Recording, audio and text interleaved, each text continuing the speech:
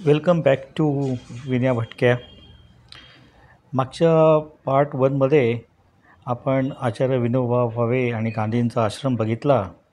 तिथून आपण आनंदवनमध्ये आलो आणि हे सुंदर असं जेवणाचा आस्वाद घेतला. छान असं हे जेवण होतं. सगळ्यांना हे जेवण भयंकरच आवडलं. जेवण झाल्यानंतर आता आपल्याला जायचे ते पर्यटकांकरता आनंदवनमध्ये असलेलं गेस्ट हाऊस. आपला मुक्काम एक दिवसाचा आज इकडे आहे आणि हे बाजूला दिसते हे स्टाफ क्वार्टर्स आहेत. तिथूनचे राहणाऱ्या लोकांकरता ही सुंदर अशी व्यवस्था केलेली आहे. इथून साधारण कॅन्टीनपासून 400 मीटरवर हे पर्यटकांकरता गेस्ट हाऊस केलेलं आहे आणि त्या गेस्ट हाऊसमध्ये आता आपण चेक इन करणार आहोत आणि चेक इन झाल्यानंतर मग आनंदवनला भेट देणार आहोत. ही दिसते ही आमची बस आहे आणि राईट हँड साईडला जी झाडं दिसत आहेत त्याच्या पलीकडे हे गेस्ट हाऊस आहे.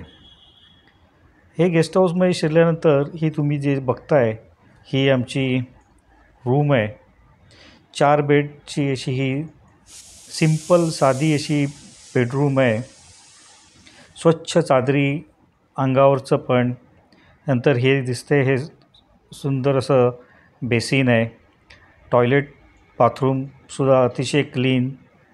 नंतर त्याला गिझर पण दिलेलं आहे. छान असं स्वच्छ असं टॉयलेट आणि बाहेर बेसिन आहे. नंतर डास येऊ नये म्हणून त्याच्याकरता जाळ्या लावल्या आहेत खिडक्यांना. तर हा जो दिसतो आहे हा रूमचा व्ह्यू आहे. 4 जणांची इथे व्यवस्था होऊ शकते. ह्या बेसिक गोष्टी ज्या लागतात आपल्याला एक दिवस राहण्याकरता त्या सर्व गोष्टी इकडे आहेत. तुम्ही जर एक्सपेक्ट करता टी व्ही तर टी व्ही मिळणार नाही. बाकीच्या सगळ्या गोष्टी आहेत. नंतर रूममध्ये बाहेर पडल्यानंतर तुम्हाला हा दिसतं आहे ही सुंदर अशी ग्रीनरी लॉन केलेली आहे आणि हा यू टाईपचं असं हे गेस्ट हाऊस आहे आणि त्या यू टाईपमध्ये ही लॉन आहे. आजूबाजूला तुम्ही बघाल तर बेंचेस टाकलेले आहेत. रात्रीचे गप्पा मारण्याकरता तुम्ही येऊन बाहेर बसू शकतात. हा मोठाच्या मोठा कॉरिडॉर आहे. साधारण मला वाटतं एक 20 रूम तरी नक्कीच असतील. म्हणजे साधारण 100 लोकांची कपॅसिटी इथे असू शकेल. बाहेरच तुम्हाला सकाळी 6 वाजता चहा येतो. पाणी पिण्याचं पण व्यवस्था ठेवलेली आहे. कपडे वाळत घालायचे असतील तर त्याच्याकरता सुद्धा दोऱ्या बांधून दिलेल्या आहेत आणि लॉन बघा किती सुंदर आहे. त्याच्यावर सतत पाणी मारून तिथूनचीच कर्मचारी जे बरे झालेले आहेत ते सगळे मेंटेन करतात ह्या गोष्टी. अतिशय स्वच्छ असं हे गेस्ट हाऊस आहे. संध्याकाळी वातावरण तर अतिशय प्रसन्न असं वातावरण असतं आणि मग नंतर आम्ही गेलो ते श्रद्धावन जिथे बाबा आमटे साहेब, शीतलताई आणि साधनाताई यांच्या समाधी आहे ते बघण्याकरता गेलो आणि तिथे आम्ही प्रमोद बक्षी काका जे आहेत त्यांच्याबरोबर आपण आता त्यांना भेटूया आणि ते आनंदवनचा प्रवास कसा सुरू झाला, बाबा आमटे साहेबांनी कसं निर्माण केलं ते ऐकूया. माझं नाव प्रमोद बक्षी. मगाशी वैभवनी सांगितलं. मी इथलाच कार्यकर्ता आहे. 2006 पासून आहे. मुंबईकरच आहे. तुम्ही आनंदवन बघायला आलात, मी चुकून आलो आणि मग इथेच राहिलेलो आहे. आपण जे आज आनंदवन बघण्यासाठी आलेले आहे, भरपूर ठिकाणं असताना हे ठिकाण का निवडलं? महारोग्यांना बघायचं असेल तर आहेत भरपूर जागा आहेत. पुणेवाले असतील तर पुण्यामध्ये आहे, मुंबईच्या इथे आहे. काय म्हणजे काही कारण काय असेल ना? काय असेल? आम्ही आलो तसेच आम्ही पण आलो. चला, छान उत्तर. तर आपण आनंदवनबद्दल बऱ्याच प्रमाणात काही गोष्टी ऐकलेल्या असतात, काही चित्रपट बघून समजलेल्या असतात. किंवा काही पुस्तकं वाचून समजलेले असतात. तर वाचलेलं आणि चित्रपट बघितलेलं, शेवटी पुस्तकांना पानांची मर्यादा आहे, चित्रपटाला वेळेची मर्यादा आहे. 200-250 पानात किंवा 2.5-3 तासात, 2-2.5 तासात संपूर्ण आनंदवन समाविष्ट करणं शक्य नाही आहे. ती एक फक्त तुम्हाला थोडक्यात सेंट्रल इन्फॉर्मेशन मिळते, काय झालं कसं झालं. मी तुम्हाला सांगेन की आनंदवन हे प्रत्यक्षात अनुभवावं लागतं. कारण काय आहे, इथल्या प्रत्येक माणसाला आपल्या समाजाने बहिष्कृत केलेले आहे. ते बरे झालेले आहेत तरी देखील त्यांना स्वीकारण्याची मानसिकता आमच्यात नाही. त्याला कारणीभूत आहेत आमच्या मनात त्यांच्याबद्दलची असलेली भीती, त्याच्यानंतर या रोगाबद्दल असलेल्या मनातल्या शंका. हे अंतर तसंच कायम वाढत गेलं आहे किंवा तसंच लांब राहिलेलं आहे. तर माझा जास्तीत जास्त प्रयत्न असेल की आनंदवन कसं बघावं तर तुम्हाला आनंदवन समजू शकेल. नुसतं आनंदवन बघितलं अतिशय उत्कृष्ट आहे, इथे काहीच कमी नाही आहे, कशालाच कमी नाही आहे. पण ज्या वेळेला एखाद्या गोष्टीचं आधी जरा थोडी कल्पना दिली, जर त्या नजरेतनं आपण आनंदवन बघितलं तर आनंदवन समजू शकेल. बाबा आमटेंचा जन्म हा जो झालेला आहे हा जमीनदार घराण्यात झालेला आहे. इथून जवळ 40-50 किलोमीटरवरती यवतमाळ जिल्हा लागतो. इथे त्यांची 500 ते 600 एकर जागा, घरगुती श्रीमंतच घराणं होतं. त्यांच्या घरामध्ये आई वडील 2 मुलं आणि 9 बहिणी असा मोठा परिवार होता. पूर्वीच्या काळी तसा होता परिवार. बाबांचे वडील जे होते ते ब्रिटिश सिव्हिल सर्व्हिसमध्ये, त्यावेळेचं त्यांचं जे एजीचं ऑफिस होतं तशा याच्यात ऑडिटरच्या पोस्टवरती होते. आपल्याकडे जसं लहान मूल जन्माला आलं की आपण काही दिवसांनी, काही महिन्यांनी, दीड महिन्यांनी त्या मुलांचं जन्मटिपण म्हणा, जन्मपत्रिका म्हणा आपण बनवतो की नेमकं या मुलाची वाटचाल कशी होणार आहे. मग त्यांची जी पत्रिका बनवलेली गेली त्याच्यामध्ये लिहिलेलं होतं की हा मुलगा वकिली चांगला करेल. बरं, तो काळ असा होता की मुलांनी काय करायचं हे वडील ठरवायचे. आईच्या मताला किंमत नव्हती. आईने फक्त घरदार मुलं एवढंच बघायचं, बाकी वडील पितृसत्ताक असल्यामुळे वडीलच निर्णय घ्यायचे. बाबांच्या मनात ती कुठेतरी एक खतखत होती. त्यांना डॉक्टर व्हायचं होतं, पण वडिलांच्या विरोधात ते बोलू शकत नव्हते. त्यांनी तो राग म्हणा किंवा आणखीन काही म्हणा, निषेध म्हणून म्हणा, त्यांनी तो वेगळ्या पद्धतीने सुरुवात केली. घरातली गडगंज संपत्ती आहे, लक्ष्मीचं वरदहस्त आहे. त्यांनी आपल्या वडिलांचे पैसे उडवायला सुरुवात केली आणि वडिलांनी पण लाड केले. आता बघा, बाबांचा जन्म आहे 14चा, त्यांच्याकडे 1936ला डबल कार्बोरेट रेसर गाडी ग्रीन लेडी म्हणून होती. त्या गाडीच्या सीटला कव्हर जे होते ते बाबांनी शिकार करून केलेले वाघाचे आणि बिबट्याच्या कातडीचे. त्यावेळेला अखंड वारत होता. भन्नाट वेगाने कराची, लाहोर वगैरे फिरायचे. बाबांचे कपडे बाहेरच्या देशातनं शिवून यायचे. आणि या श्रीमंतीमुळे वेगवेगळे छंद त्यांना लागले. पिक्चर बघायचे म्हणजे किती, एका माणसाने 4-4 जणांचं तिकीट काढायचं आणि आडवं झोपून पिक्चर बघायचं. हे असले छंद त्यांचे. त्याच्यामध्ये त्यांना कुस्तीचा नाद, कुस्ती, आखाडे हे सगळं. वडील वैतागायचे ना, स्वतः लग्न करत नाही, स्वतः शेती बघत नाही, बहिणींचे लग्न करत नाही, आपले पैसे उडवत आहेत. खूप चिडायचे ते, पण काय बोलू शकत नव्हते. घरातला मोठा मुलगा, आणि बाबा अगदी मुक्तपणे आपलं हे करायचे. मग जसजसे थोडे मोठे झाले, वैचारिक मॅच्युरिटी आली त्यांना, मग त्यांनी राजगुरू वगैरे बरोबर काम करायला सुरुवात केली. बाबा वकील झाले असल्यामुळे 42चा लढा त्यावेळेला चालू होता गांधीजींचा. त्या लढ्यामध्ये बरेच जण आतमध्ये होते, बाबा पण होते. मग तुकडोजी महाराज वगैरे यांना सगळ्या वकिलीच्या जोरावर बाहेर वगैरे काढणं झालं. त्यांचे एक मित्र होते, याच गावातले होते, बाबांचा जन्म तिकडला होता, मित्र याच गावातले होते. त्यांनी सांगितलं, तू वकिली कर ना. वकिली कर म्हणजे वकिली करून काय करू, पैसाच आणायचा ना, पैसा आहे. तू अशांची वकिली कर ज्यांच्याकडे पैसे नाही पण त्यांना गरज आहे. बाबांना हा पर्याय आवडतो. हां ठीक आहे, हे करायला हरकत नाही. बरं, बाबा आज तरी आपण नक्की म्हणू शकतो त्या माणूस चळवळ्या खूप होता, एका जागी बसणं माहीत नाही. मग या इलेक्शन आल्या नगर परिषदच्या, त्याच्यामध्ये ते नगराध्यक्ष उपनगराध्यक्ष या निवडणुकीत उभे राहिले, निवडून आले. बाबांनी संपूर्ण भारतात पहिली भंगेंची युनियन काढली. ब्राह्मण घराण्यात जन्म आणि हे धंदे म्हणून वडील चिडायचे. काढून काढून काय तर भंगेंची युनियन, की ज्याला संपूर्ण समाजानेच वाढीत टाकलेलं आहे.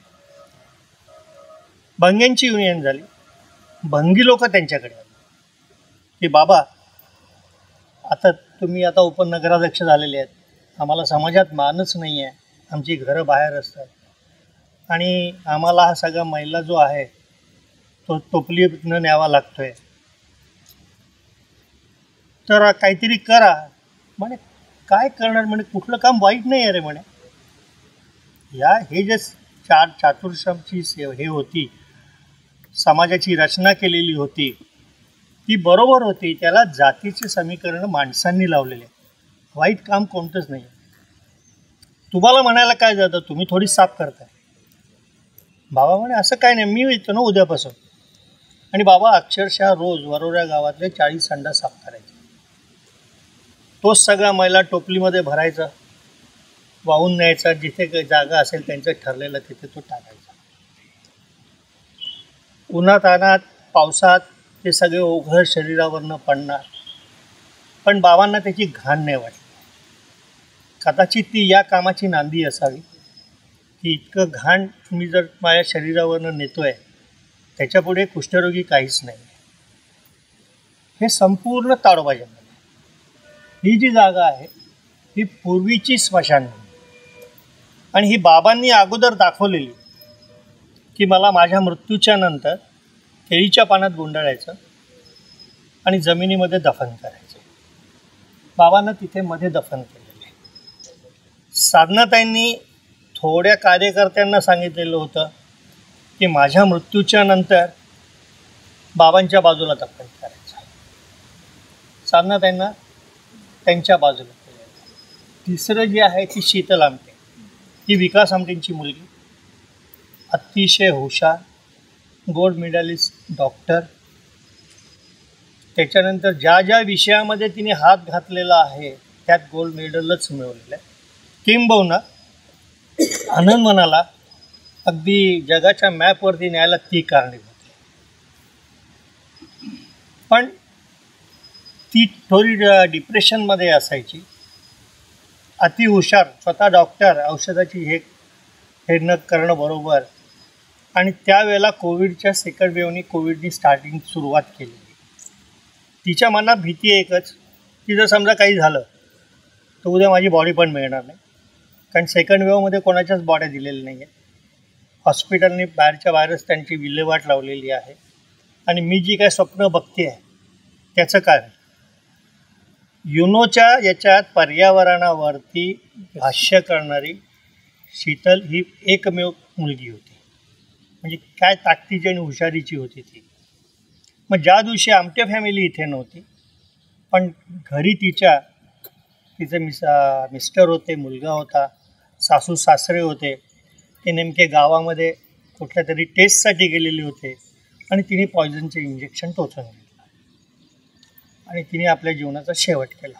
ती आपल्या आजोबांच्या कुशीत आहे. ताईबाबांच्या वागण्यामध्ये आणि राहण्यामध्ये एवढं साम्य आहे की दोघंही 9 तारखेला गेले आणि दोघंही सेकंड सॅटर्डेला गेले. तर अशा पद्धतीचं हे. मग बाबांनी ज्या वेळेला भंग्यांचे कामं वगैरे सुरू केलेले होते ते एक दिवस हे संपूर्ण ताडोबा जंगल, या ताडोबा जंगलात एकटेच ते फिरायचे. त्यांना भीती कधी आयुष्यात त्यांना हेच झालेली नव्हती. फिरत असताना एका नाल्याच्या शेजारी त्यांना कढण्याचा आवाज येतो.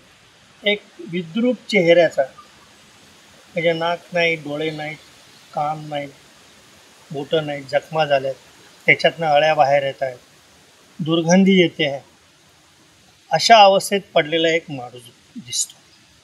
कढण्याचा आवाज येतात म्हणून ते जवळ जातात आणि माणसाचं एवढं भयानक रूप बघून ते घाबरतात. की आजपर्यंत कुठे मी घाबरलेलो नाही आणि अशा ठिकाणी घाबरलेलो आहे. ते घरी जातात, एक पोतं घेऊन येतात, त्याच्या अंगावर टाकतात आणि एकदम अतिशय डिस्टर्ब झालेले आहेत. ते स्वतःला फार धाडसी समजायचे आहेत, फार ताकदवान समजायचे आहेत. मनात विचारायचा, मी क्रांतिकारकांबरोबर काम केलं आहे, मी ब्रिटिश फौजेच्या अगेन्स्ट लढलेलो आहे आणि एका दलित गात्र माणसाला मी असा घाबरतो आहे. इथे जर माझी आई, वडील, भाऊ, बहीण, मित्र असा असता तर मी सोडून आलो असतो का?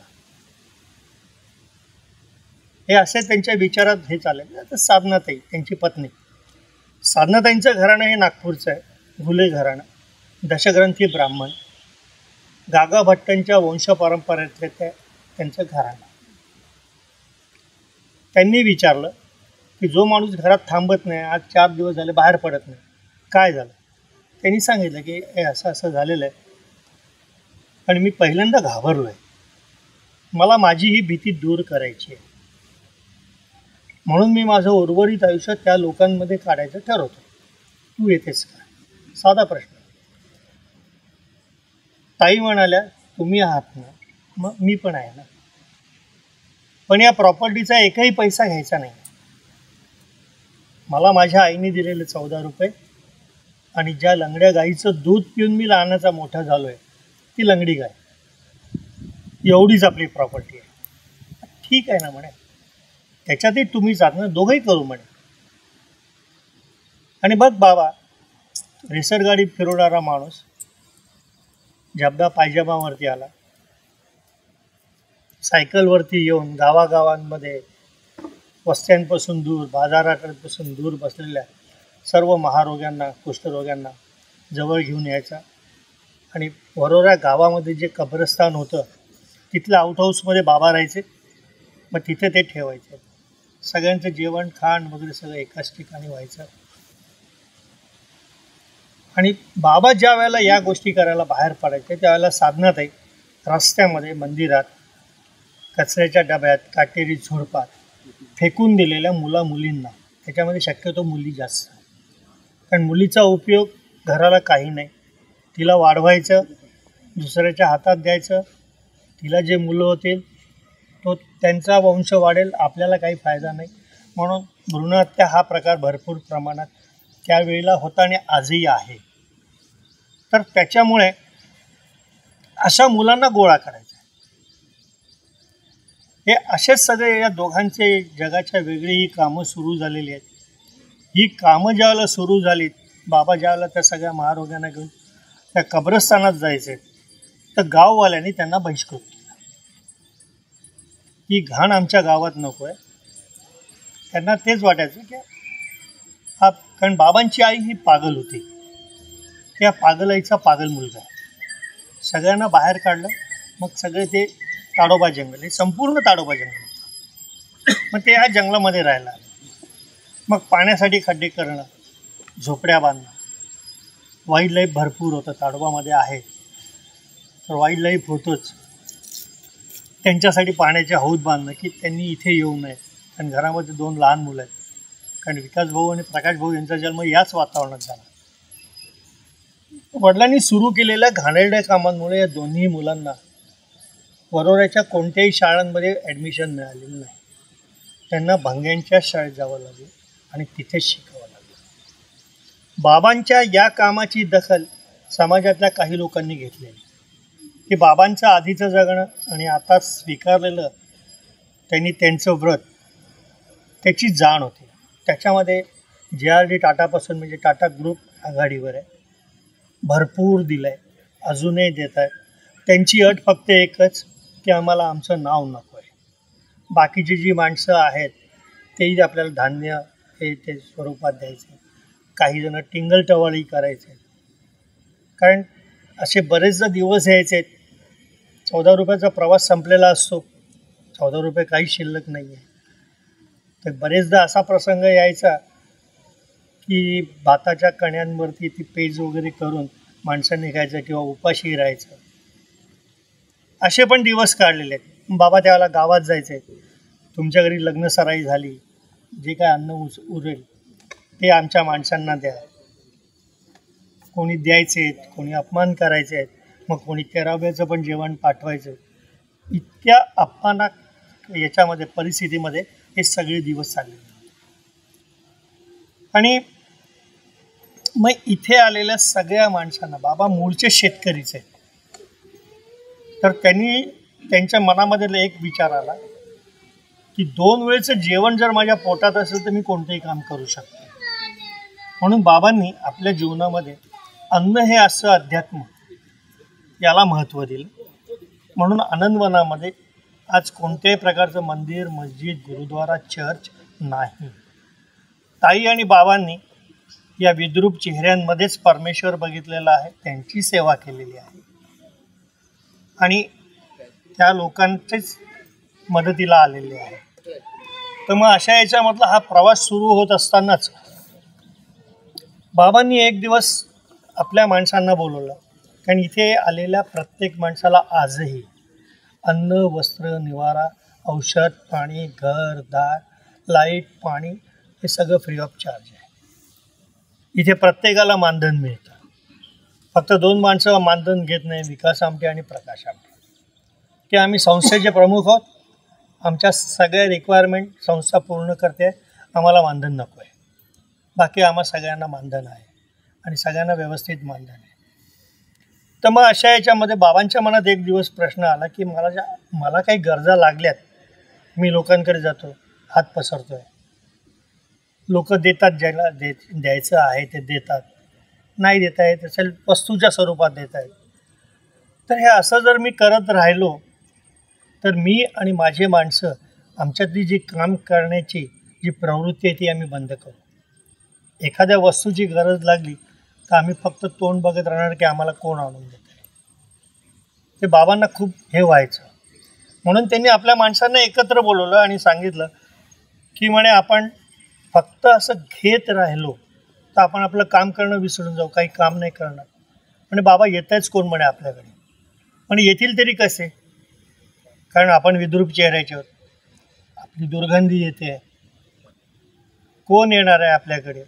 पण त्यांनी दिलेली मदत तर येते ना आपल्याकडे. तर आपण असंच जर घेत राहिलो तर ती भीक आहे. आपण त्यांचं देणं लागतो आहे समाजाचं. बाबा आपण काय देणार आहे त्यांना. त्यावेळेला नागपूर ते चंद्रपूरमध्ये एकही कॉलेज नव्हतं.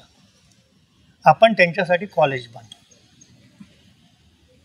त्यावेळेला पहिल्यांदा जगात आणि अजूनपर्यंत शेवटचं की कुष्ठरोग्यांनी आपल्या स्वतःच्या जागेत स्वतःच्या हाताने 4 डिग्री कॉलेज बांधलेले आहेत. सायन्स आहे, कॉमर्स आहे, आर्ट्स आहे आणि ॲग्रिकल्चर आहे. त्या कॉलेजच्या पहिल्या वर्षाचे विद्यार्थी हे 2 मुलं आहेत, विकास आमटे आणि प्रकाश आमटे. मग तिथून ते ग्रॅज्युएशन झाल्यावरती मेडिकल लाईनसाठी वर्धा आणि नागपूरला जाऊन त्यांनी त्यांचं मेडिकल पूर्ण केलेलं आहे. एक ॲग्रिकल्चरचं आहे. आज त्याच कॉलेजमध्ये जवळजवळ 3,000 ते 4,000 विद्यार्थी आहेत. ते ऑलिम्पिक 28ची तयारी करत आहेत. आपलं ॲग्रिकल्चरचं जे कॉलेज आहे, बाबांच्या मनात हाच विचार की माझे हात नेहमी आजपर्यंत भिकेसाठी जायचे, आता मी इथे शेतकी शास्त्रज्ञ तयार करेन आणि देशाला विविध प्रकारचे अन्नाचे धान्याचे प्रयोग करून लोकांना खायला घालेन. परत आनंदवनला सांगायला एक अभिमानाची गोष्ट घडली की त्याच कॉलेजचा एक विद्यार्थी डॉक्टर कृष्णा इल्ला, त्याचं डिग्री घेतल्यानंतर तो फार्मसीला गेला. त्यांनी कोविडची लस शोधून काढली आणि आनंदवनाला 42 लाख डोस त्यांनी गुरुदक्षिणा म्हणून. तोपर्यंत विकास आमटेंना माहीत नव्हतं की हा मुलगा आपल्या कॉलेजचा आहे. पण त्यांनी सांगितलं नाही म्हणे मी इथेच शिकलेलो आहे आणि मी गुरुदक्षिणा म्हणून देतो आहे. म्हणून आनंदवन संपूर्ण चंद्रपूर जिल्ह्यातली एकमेव ग्रामपंचायत आहे की आमच्या सगळ्यांचे 3ही डोस झालेले आहे. करोनाच्या पिरियडमध्ये आमचे पण 250-300 माणसं गेलेले आहेत. इथे ज्या तुम्हाला मागे पाट्या दिसतात आहे ते त्या माणसांची आहे की ज्यांना बॉडी मिळालेली नाही, त्या कार्यकर्त्यांचं नाव आणि झाड लावलं. त्याच्यानंतर बाबांनी एक निर्णय घेतला की आनंदवनामध्ये जे मृत्यू होतील त्यांना जमिनीत दफन करायचं. आधी दहन करत होते म्हणून मी सांगितलं स्मशान म्हणून. मग आता दफन करतील त्याच्यावरती एक झाड लावायचं. मग त्याच्यावरती जे झाड लावलं जाईल तर बाबांच्या मनातली एक ती संकल्पना होती की ज्या वेळेला आपल्या जवळच्या नातेवाईकांमध्ये एखाद्या ज्येष्ठ व्यक्तीचा मृत्यू झाला तर आपण त्यांच्या घरच्यांना मुलांना वगैरे भेटायला जातो. त्याला काहीतरी वस्त्रदान देतो, डोक्यावर टोपी देतो, पंचा देतो, टॉवेल देतो किंवा शाल देतो. त्याच्या मागचा उद्देश आहे की तुम्ही एकटे नाहीत, आम्ही आहोत. आता ही जी माणसं आहेत त्यांना जिवंतपणे कोणी भेटायला येत नाही, तर मेल्यावरती येण्याचा प्रश्नच येत नाही. म्हणून बाबांनी आपल्या माणसांना सांगितलं की तुम्ही तुमचा शेवटचा श्वास ज्या वेळेला असेल तर जगाबद्दल आणि तुमच्या माणसांबद्दल मनामध्ये खंत निर्माण म्हणजे होऊ देऊ नका की मला कोणी भेटायला आलं नाही, मला कोणी वस्त्रदान करायला आलं नाही. तुम्ही नशीबवान आहात. बाहेरच्या जगामध्ये फक्त एकदाच वस्त्रदान मिळतं. इथे पृथ्वी तुम्हाला, ही जमीन तुम्हाला दरवर्षी पानगळ जी होते त्या रूपाने नवीन वस्त्रदान करेल. तर तिथे ज्या माणसांना दफन केलेलं आहे ते समोर अभयारण्य म्हणून, त्या प्रत्येक झाडाखाली एक एक व्यक्ती आहे. त्या प्रत्येक झाडाखाली जी एक एक व्यक्ती आहे ज्याच्या घरची असेल त्याला माहिती असेल की इथे कोण कोण आहे. एक स्मशानभूमी पण आहे की ज्यांची इच्छा समजा घरच्यांनी दाखवली किंवा गावातले लोक पण आणतात तिथे दहन करायला. त्याच्यानंतर मी तुम्हाला आधीच सांगितलं की बाबा वकील होते. याचं काहीच नॉलेज नव्हतं. ते विनोबा भावेंकडे गेले. त्याला गांधीजी ऑलरेडी गेलेले होते. तर विनोबा भावेंना सांगितलं की मला या म्हणजे मेडिकल नॉलेज नाही आहे, मी या लोकांमध्ये काम करतो आहे, तर मला काहीतरी शिकू द्या. विनोबा भावे म्हणाले अरे तू आर्ट्सचा विद्यार्थी आहे, सायन्स साईडला कशी ॲडमिशन मिळेल ते मला माहीत नाही, तुम्ही काही करा. मग त्यावेळेला विनोबा भावेंनी पंडित नेहरूंना पत्र लिहिलं. पंडित नेहरूंनी त्यावेळेचे ज्या हेल्थ मिनिस्टर होत्या त्यांना सांगितलं. बाबांचं बंगाली कनेक्शन फार चांगलं होतं. बाबा रवींद्रनाथ टागोरांचे डायरेक्ट विद्यार्थी होते. त्याच्यामुळे बंगालमधले बरेचसे क्रांतिकारक त्यांच्या चांगल्या ओळखीचे होते. आणि मग त्यांची व्यवस्था बंगालच्या कलकत्ता मेडिकल रिसर्च सेंटरला करण्यात आली. तिथे ते अभ्यासाला गेले. मग त्यांनी सांगितलं की मी अशा जागेत काम करतो आहे. आज हजारो वर्ष कुष्ठरोगाने म्हणा आपल्या भारतामध्ये करोडो माणसं आहेत की जे विद्रुप अवस्थेत जगत आहेत, त्याची दखल कोणी घेत नाही आहे. तर त्याच्यावरचं वॅक्सिनेशन का नाही निघालेलं आहे. त्यावेळेला त्यांना पहिल्यांदा समजतं की हा फक्त माणसांना होतो, हा जनावरांना होत नाही, हा प्राण्यांना होत नाही. त्याच्यामुळे याच्यावरती प्रायोगिक जनावर मिळालेलं नाही. बाबा म्हणतात हे तुम्ही कारण कशाला सांगताय की प्रायोगिक जनावर मिळालं नाही म्हणून. तुम्ही माझं शरीर वापरा ना. आता मेडिकल बोर्ड आदरलं आहे, ज्याची काहीच कल्पना नाही, रिझल्ट माहीत नाही, आणि तिथे हा माणूस मूर्खासारखा सांगतोय की माझ्या शरीरावरती प्रयोग करा. म्हणजे पागल आहे का तू, काही पण होऊ शकेल. म्हणे होऊ द्या ना, मी स्वतः तयार आहे ना. म्हणे मग लग्न झालं आहे काय तुझं. म्हणे हो झालं आहे, 2 मुलं पण आहेत. तुझ्या बायकोची NOC लागेल ना. म्हणे उद्या काही झालं तर आमच्यावर ब्लेम आहे. घरी फोन आहे का. म्हणे आहे. ट्रंक कॉल लावून त्याला साधण्यात येईल आणि सांगितलं की तुमच्या नवऱ्याला समजावून सांगा काहीतरी मूर्खपणा करायला जातो आहे, संपूर्ण काही पण होऊ शकतं. त्या माऊलीने उत्तर दिलं ठीक आहे ना. ते म्हणतात त्यांच्या मनाप्रमाणे करा ना तुम्ही. समजा त्यांचं शरीर गेलं ना, मग तुम्ही माझं शरीर वापरा. हे असं कपल होतं. बाबांच्या सांगण्यानुसार त्यांच्या शरीरामध्ये जिवंत आणि मृत लेप्रसीचे जंतू टोचण्यात आले आणि त्यांना महारोग झालेला नाही. संपूर्ण जगात 101% टाईम लिमिटमध्ये बरा होणारा फक्त आणि फक्त महारोग आहे.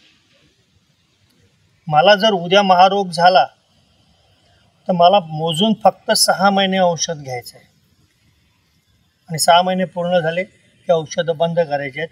मला महारोग होत नाही. इतकं सगळं आहे तरी आमच्या मनात भीती आहे. म्हणून मी तुम्हाला आधी सांगितलं की तुमच्या मनातल्या या शंका कुशंका काढून टाका की महारोग हा अनुवंशिक आहे, स्पर्शाने होतो, काही नाही. आता तुम्हाला बऱ्याच लोकांच्या पायांना पट्ट्या वगैरे दिसतात. जे उशिरा आलेले आहेत त्यांचं स्पर्शज्ञान कमी झालेलं आहे. मग त्यांना काटा वगैरे लागला तर समजत नाही. मग आतमध्ये ते जातं, त्यांना समजत नाही आणि मग अशा पद्धतीने ती जखम सडते. मग ते बोट गळतं, म्हणून त्या पट्ट्या बांधाव्या लागतात. तर त्याच्यामुळे हे डोक्यातनं काढून टाका की या पद्धतीने तसं काय होत नाही. कारण विकास आंबेंचा जन्म त्याच्यात साधनाताई आणि बाबांनी आयुष्य काढलेलं आहे. दोन्ही भावांनी काढलेले बरेचसे कार्यकर्ते आहेत की जे राहत आहेत. मी आता 2006 पासून इथे आहे. तुमचाच मुंबईकर आहे तरी झालेलं नाही, तर मनात ती भीती काढा. म्हणून मग विकास आमटे म्हणतात की आनंदवन हा एक सामाजिक तुरुंग आहे. तुरुंगात जाण्यासाठी काहीतरी कारणं घडतात. फक्त हा महारोगी हा स्टॅम्प लागला, तो बरा झाला आहे, तरीही स्वीकारण्याची मानसिकता आमच्यामध्ये. म्हणून आनंदवनचं मिशन स्टेटमेंट आहे की आम्हाला आनंदवन बंद करायचं आहे. बंद करायचं आहे म्हणजे या लोकांना बाहेर काढायचं आहे. हे बरे झालेले आहेत. मग हे बरे झालेले आहेत तरी स्वीकारण्याची मानसिकता आमच्यात नाही. यातली एकही व्यक्ती मला माझ्या घरात नको आहे. मग लेप्रसी पेशंट असतील, त्याच्यानंतर अनाथ असतील, अपंग असतील, मूकबधीर असतील, परित्यक्त्या असतील, यातली एकही व्यक्ती नको आहे. ज्याच्या घरामध्ये दुर्दैवाने आहे ते आईवडील जिवंत असेपर्यंत त्यांना टेन्शन की माझ्यानंतर त्याचं काय. तर म्हणून या सर्व माणसांना हाताशी धरून बाबांनी आनंदवनची निर्मिती केली आहे. आणि त्या लोकांनी जी कृतज्ञता व्यक्त केलेली आहे त्याचं नाव आनंदवन आहे. आज आनंदवनसारख्या संस्था वाढत जाणाऱ्या किंवा स्नेहालय म्हणून आहे नगरला, किंवा वृद्धाश्रम आहे किंवा अनाथाश्रम आहे, वाढत जाणारे वृद्धाश्रम. त्याच्यानंतर आपल्या घरातली एखादी मुलगी किंवा एखादी स्त्री जेव्हा कुठल्या कामासाठी बाहेर जाते ती घरी येईपर्यंत त्या घरातली व्यक्ती झोपत नाही. कारण आपली मुलगी किंवा आपली बायको सुरक्षित येईल की नाही ती खात्री नसते. मग यांचं संरक्षण करण्यासाठी स्टेट गव्हर्नमेंटला, सेंट्रल गव्हर्नमेंटला पोलिसांची संख्या वाढवावी लागते. आणि इतक्यातल्या इतक्यात भरपूर घटना झालेल्या त्या.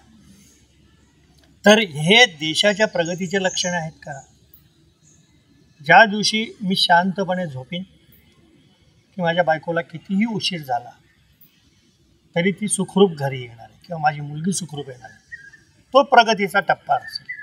म्हणून आनंदवन बंद करणं हे मिशन स्टेटमेंट आहे की याच्यामध्ये हातभार तुमच्या लोकांचा लागायला. या लोकांनी हे आनंदवन निर्मिती केलेली आहे. म्हणून विकास आमटेंच्या दृष्टिकोनातून ही सगळी माणसं ही ब्रँड ॲम्बॅसेडर आहे. जोपर्यंत तुम्ही त्यांचं काम बघत नाही तोपर्यंत ते अनकस डायमंड आहे. ते तुमच्या दृष्टिकोनातून फक्त आणि फक्त महारोगी आहेत किंवा आंधळे असतील, मूकबधीर असतील. पण यांनी जे कामं केलेले त्यातलं एक देखील काम तुम्हाला करता नाही येणार. आपल्याकडे सगळे, त्यांच्याकडे आपल्यापेक्षा 60 ते 70% सगळ्या गोष्टी कमी आहेत, पण त्यातलं एकही काम नाही करता येणार. आज आनंदवनामध्ये फक्त मीठ, साखर आणि पेट्रोलियम होत नाही, बाकी आम्ही सगळं तयार करतो. आम्हाला कुठेही बाहेर जावं नाही लागत. आता एक बघा ना, आता आपल्याला माणसं भेटतील, आमचे माणसं दिसायला कसेही असेल. असं जग हे कपड्यांच्या पर्सनॅलिटीवर ओळखतात ना. जेवढे कपडे चांगले तेवढा तो माणूस मोठा.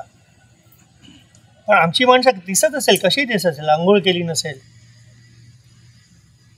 शर्ट कपडे ढिलमढाल असतील, आंधळे असतील, पण त्या लोकांनी तुमची राहण्याची व्यवस्था कशी केलेली? त्याच्यामध्ये एक तरी पॉईंट मिळाला. बेडशीट खराब आहे, बेसिन खराब होतं, संडास धुतलेलं आहे, स्वच्छ नाही आहे,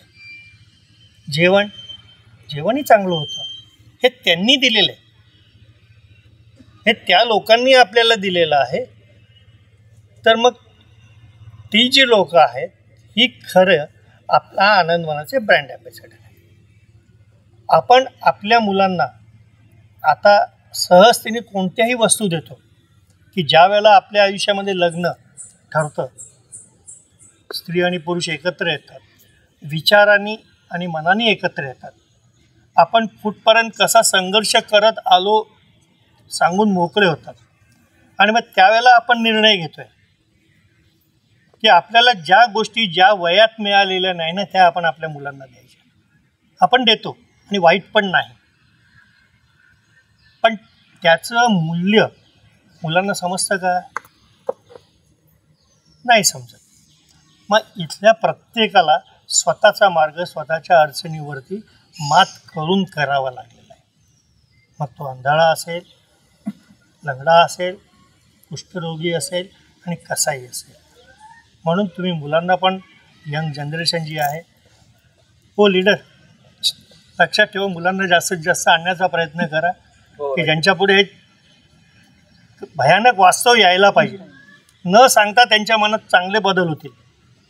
आता इथून बाहेर पडल्यानंतर तिथे तुम्हाला दोन हे दिसतील की अनाम कळ्यांची मुखस्मरणशिला आणि अनाम वृक्षांची स्मरणशिला. ताई ज्या वेळेला बाहेर पडायच्या, म्हणजे भ्रूणहत्येचा तो हे आहे की ज्या कळ्या उमललेल्या नाहीत त्या आधीच कशाला खुरडत आहे, म्हणजे मुलगी झालेली, कशाला नाहक जीव घेत आहे तिचा. ते जंगलातले फूल वाढू द्या ना, आहे सुगंध वेगळा आहे, त्याचा आकार वेगळा आहे, सगळं चांगलं आहे, त्यांनाही फुलू द्या.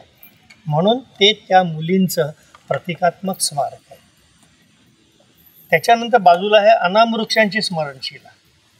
हे अनाम वृक्षांची स्मरणशिला आहे की जी झाडं मी माझ्या स्वार्थासाठी, म्हणजे घर बांधण्यासाठी, फर्निचर करण्यासाठी तोडतो आहे. आम्हाला फक्त झाडं तोडणं माहिती आहे, झाडं लावणं माहीत नाही. तर ते त्या झाडांची प्रतिकात्मक हे आहे, स्मारक आहे की अनाम वृक्षांची स्मरणशिला. आता समजा हे समोरचं झाड तोडलं, मला जाळण्यासाठी तोडलं, ते ठीक आहे, थोडा भाग जळणामध्ये जाईल, पण या अख्ख्या झाडामध्ये आदिवासी कुटुंब जे आहेत ते 25 ते 30 कुटुंब 2 ते 3 महिन्याचा स्वयंपाक करू शकतात ना. मला फक्त जाळण्यासाठी उपयोग होणार आहे. तर म्हणून अशा पद्धतीने झाडं लावू नका. आनंदवनाची वृत्ती आहे की झाडं लावा. संपूर्ण आनंदवनात तुम्हाला झाडं दिसतील. आता आपण दुसरे स्पॉट बघायला जाऊ. थँक्यू. बक्षी काकांनी फार सुंदर अशी माहिती दिली. आणि नंतर मग आम्ही हे जे वन लावलेलं आहे, झाडं लावलेली आहेत ते बघायला गेलो. प्रत्येक झाडामागे त्यांनी सांगितल्याप्रमाणे एक मृत व्यक्ती आहे आणि त्याचं नाव, त्याचं सगळं डिटेल्स त्या बोर्डवर तुम्हाला तिथे दिसेल. अशी बरीच झाडं इथे लावण्यात आलेली आहे आणि सुंदर असं हे जंगल तयार झालेलं आहे. मन अगदी प्रसन्न होतं. पण त्याचप्रमाणे जेव्हा आपण त्याची स्टोरी ऐकतो तेव्हा मनाला खूपच वेदना होऊन जातात. असं हे आनंदवन आहे. आता आपण पुढच्या गोष्टीकरता जे समोरचं घर जे दिसतंय निघूया. ते विकास आमच्याने डेमॉन्स्ट्रेशन करून दाखवलेलं. समोरचं बांधलेलं सकाळी 7 वाजता 2 माणसं आमची अशी घर बांधायला येतात आणि संध्याकाळी घर बांधून तयार करतात संपूर्ण एका दिवसात. म्हणून त्यांचं म्हणणं आहे की जर माझा कुष्ठरोगी हे काम करू शकतो तर भारत देशाला भीक काम आहे. कारण जाणीवपूर्वक होणारे अपमान. आता ही बस जी दिसते तेव्हा बाबा आमटे साहेबांनी 1985 साली एक देशव्यापी भारत जोडो अशी यात्रा काढली होती कन्याकुमारी टू काश्मीरपर्यंत. आणि त्याच्यात त्या बसचा वापर झाला होता आणि ती बस अजून तशी ठेवलेली आहे. हे 4 रूटनी हे गेले होते बाबासाहेब आमटे. त्या रूटच्याबद्दलची माहिती इथे आपल्याला दिसते. ते सगळे व्यवस्थित इथे लिहून ठेवलेलं आहे आणि तो रूटसुद्धा तुम्हाला दिसेल. छान अशी ही माहिती आहे. वेळ असेल तर नक्कीच जरा जास्त वेळ इथे थांबा आणि त्याची माहिती प्रमोद काकांकडनं सुद्धा करून घ्या. तर अशी होती ही आनंदवनाचे पहिला आपलं भाग. Thanks for watching. आवडल्यास लाईक करा, शेअर करा, सबस्क्राईब करा. आता थोडं नंतर आपण घेऊन येऊ पार्ट 3. त्यामध्ये अजून आनंदवनची माहिती समजून घेऊ.